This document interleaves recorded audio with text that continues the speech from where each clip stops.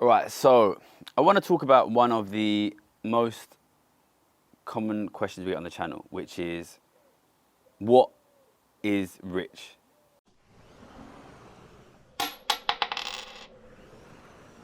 We get asked this a lot, and I think, to be honest, often when people ask this, the question they're really asking is do you want to tax me? Because obviously we talk on the channel a lot about we need to tax the rich more, we need to tax the rich more, and people are basically worried that it's going to be them that pay more tax.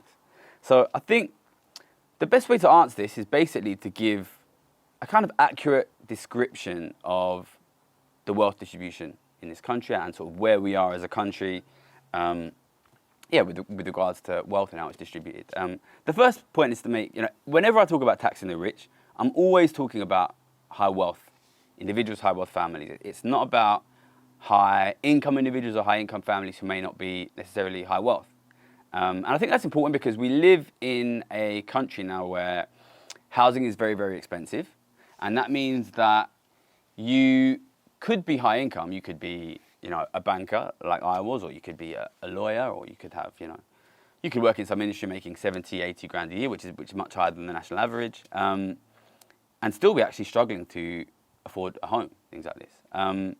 And I'm not at all looking to tax people. What I want to create here is a country and a world in which ordinary people can get jobs, work hard, get paid, have nice properties, have nice lives, afford families comfortably. So when I talk about taxing the rich, it's about high wealth families, high wealth individuals. Okay, it's not about high income individuals who are not high wealth.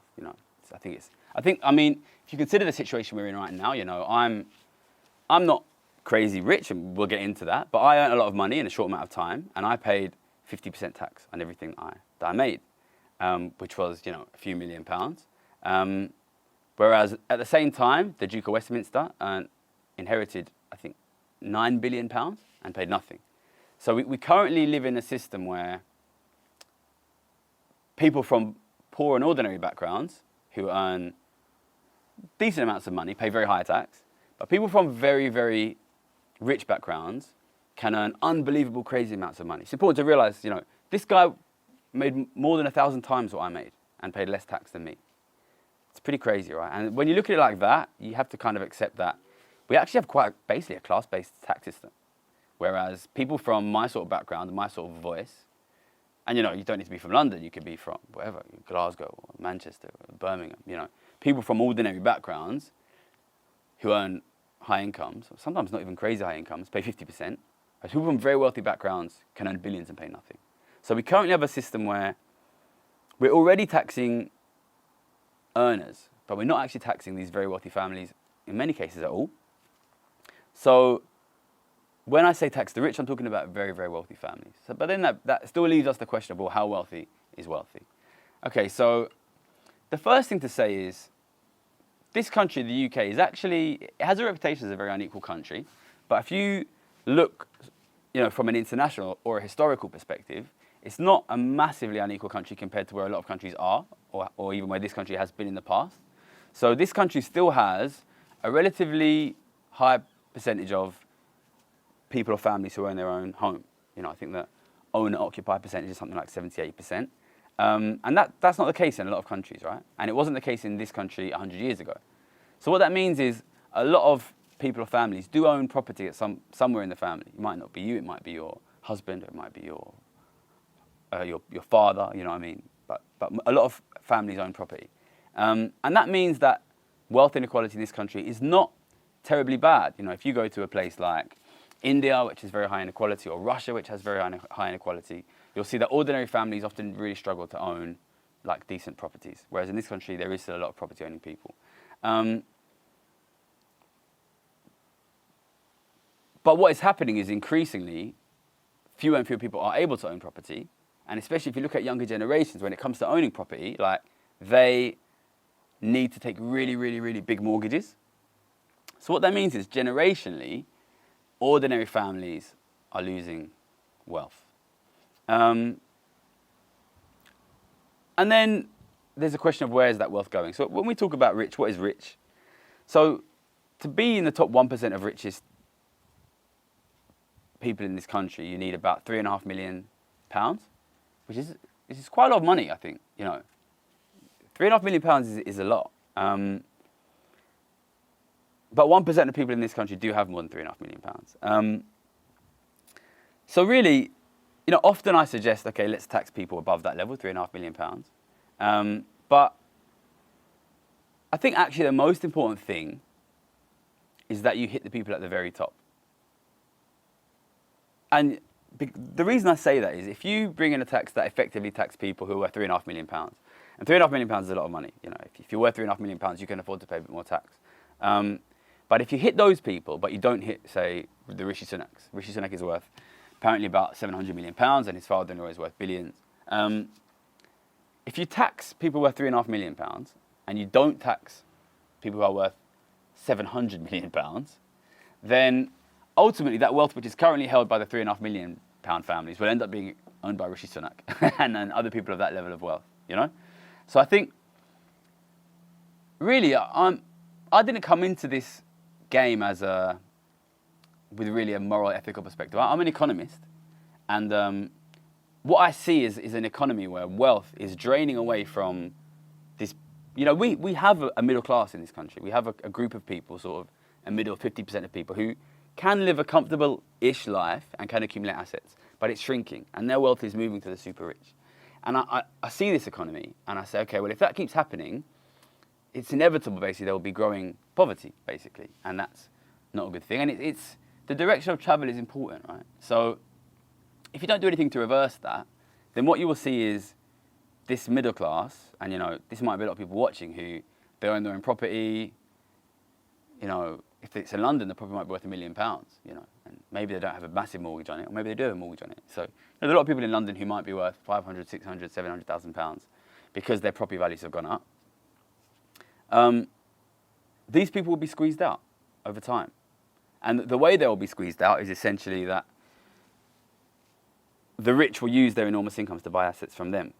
And I think there's this problem where increasingly, because house prices are so high, people who are not actually rich, they don't live lives of luxury, think of themselves as rich because they look at their net asset, their net worth, and it's like, it could be £1 million, they could be a millionaire, right? And don't get me wrong, you know, if you do have a net worth £1 million, you are in the top 2% of the country. You know what I mean? You are well richer than average.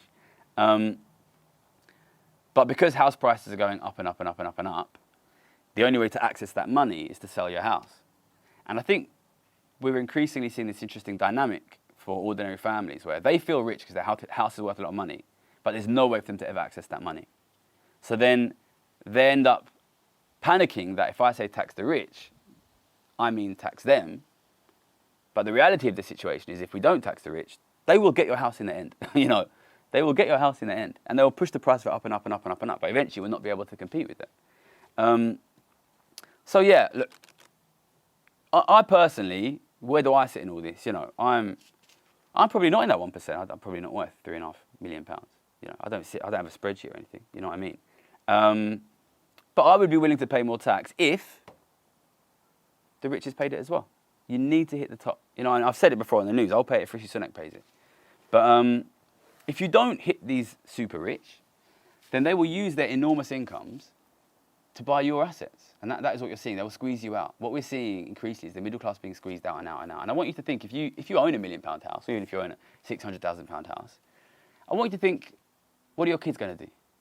How are they on, you know, regular income is £30,000, £40,000, you know? How are they going to buy a house when houses cost £600,000? You know what I mean? Are they all going to live in your house forever? You know, this is, the situation we are in is that ordinary people in this country, ordinary families who do have wealth, are losing their wealth year after year, generation after generation, to the rich. And if that is allowed to continue, and then they are paying higher rates of tax than the rich do, if that is allowed to continue, then it is inevitable that we will see broad increase, and we will eventually reach a place of mass poverty in this country, which we were in 100 years ago. And you know, go to India, go to Russia, and look at what really unequal economies look like. They are economies where ordinary families live very, very difficult lives and can't own property. And if you think it can't happen here, well, it happened here. It was like that here 100 years ago. And you need to look at the direction of travel of wealth.